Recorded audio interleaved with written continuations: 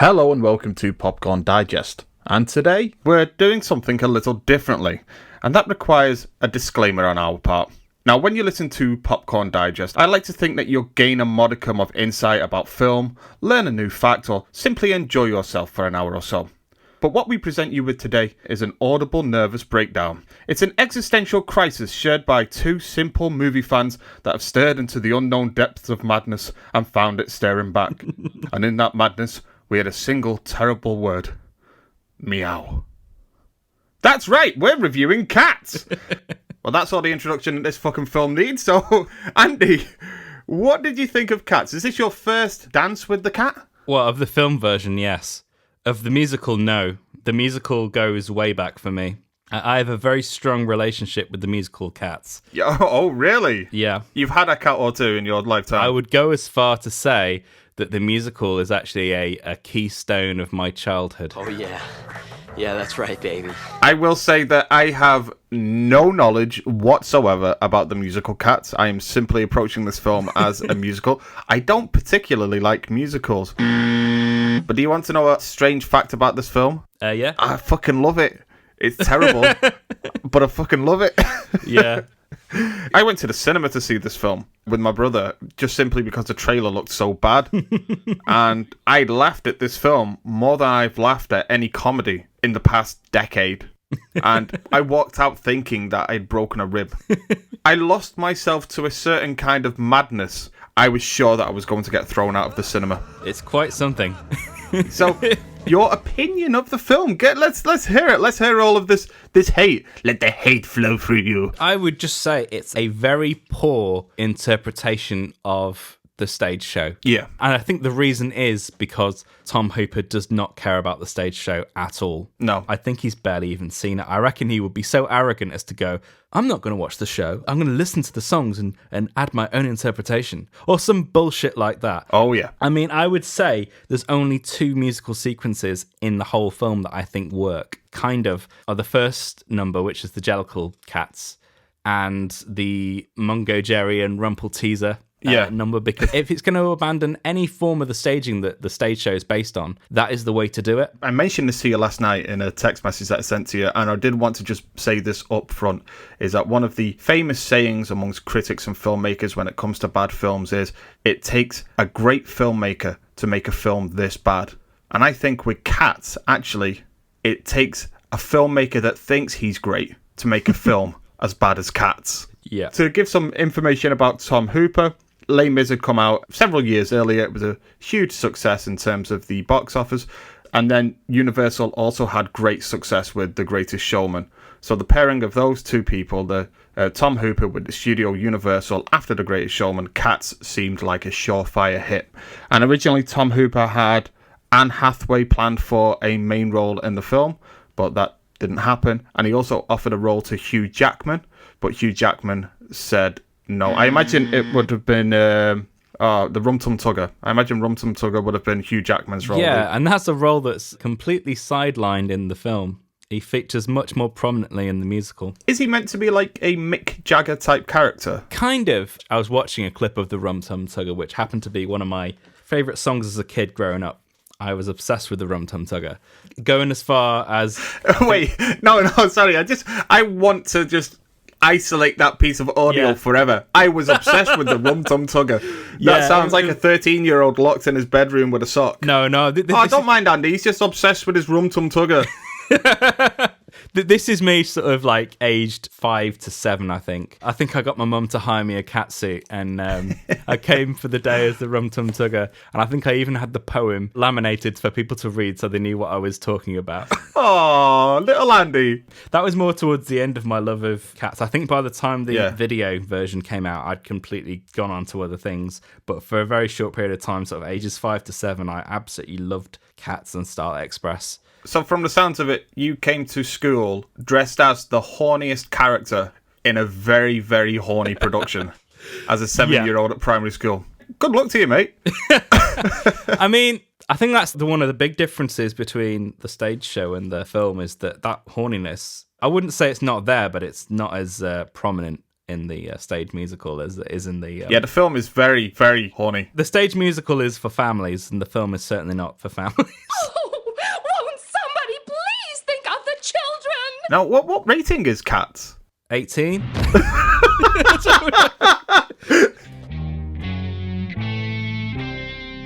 This shows how sheltered Tom Hooper is in a way. He didn't know what catnip was. He's making a film about cats. He didn't know what catnip was. Like, it took somebody coming up to him saying, and then I pour catnip over the cats, and it makes them go crazy. And he was like, yeah, what is catnip? And it took somebody explaining, well, it's like cocaine for cats. I don't understand how you can make cats and not even understand the basics about cats. I can imagine him, like, looking at concept art and saying, and what are these things with these tails and ears? I mean, if you're making a film about cats, you've got to do some research into what cats do and, you know, how they move and everything. The whole notion of the cats singing in third person about themselves is something that's almost entirely invented for the film. There's so many verses that don't work because they changed the format and staging of those songs. Makes the songs look really stupid. Like, one of the biggest ones is Gus, the theatre cat. You know, when he starts the thing, like, Gus is the cat. Gus is the cat at the theatre door. I was like, you're fucking Gus. It's like, you know, like, it doesn't work. And it happens Gus the schizophrenic cat. Time and time again. They kept ruining my favourite songs. Yeah. With shit like that. And like I said, I loved the Rum Tum Tugger as a character and as a song when I was little. Again, people, you can clip that out yourselves. I love the Rum Tum Tugger. Make it your ringtones. We're going to be selling I Love Rum Tum Tugger t-shirts in our shop. I want to go back to a point you were making as well about actors involved in this film, because it does have quite a cast of actors involved, like named actors. One of them was actually a surprise to me, and when I first saw this film, at one point, during the Rumpelteazer and Mungo Jerry and Rumpelteazer, yeah. That's the one. During their whole number, there's a point in which you hear a dog barking. And I leant over to my brother, and I said, oh, wouldn't it be fucking great if Ray Winston was playing a dog? He's like, I'm a fucking dog, you sappy cunt. Woof, woof, woof. Like, come here, you mug. And I was like, oh, it would be amazing. And then Ray Winston turned up like a scene later. And I howled because I was like, oh, this is perfect. This is like perfectly bad. Like every bad thing that I could think of, it happened. It was happening right in front of me. It's like, oh yes, please, Ray Winston. The only thing is, obviously, he doesn't play a dog, but just to have him turn up as well. I think the best aspect of that is that he's playing a character that's actually now cut from the show. Oh, really? But I generally think that a lot of it's ruined by the fact that a lot of the people who they are getting to sing the songs can't fucking sing. No. The Napoleon of crime.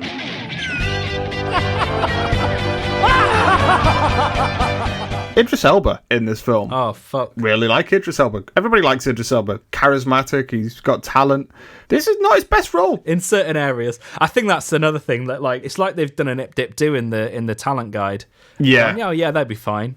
Rather than going, do you have a background in musical theatre? Can you sing?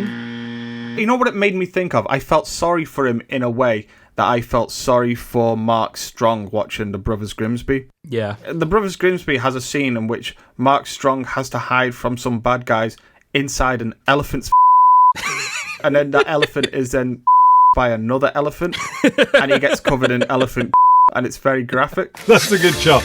This film made me feel as bad for Idris Elba as I felt as bad for Mark Strong watching that film. This was essentially Idris Elba being covered in elephant. This is the level of embarrassment I felt for him. Especially every time he turns up and he goes away, he goes, "Bagavity!" Meow! I don't know. He is, in all effect, creating that character. That character does not appear in the show as a character. Because, like, the song McCavity is sung by somebody else, which is how it is in the show. And I think it's someone just dressed up as McCavity. Or if he does appear, he's literally just like, he's a blink it and you'll miss him.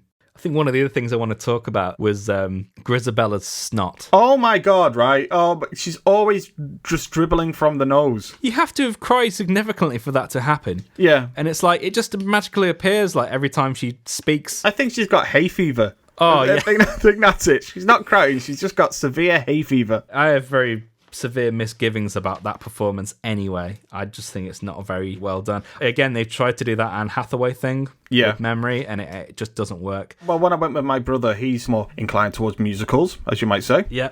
He's also a fan of Jennifer Hudson. Yeah. And he said they've done Jennifer Hudson a dirty with this film. Yeah. He says it's just not got any depth to it whatsoever. And he really likes the original Memory song as well.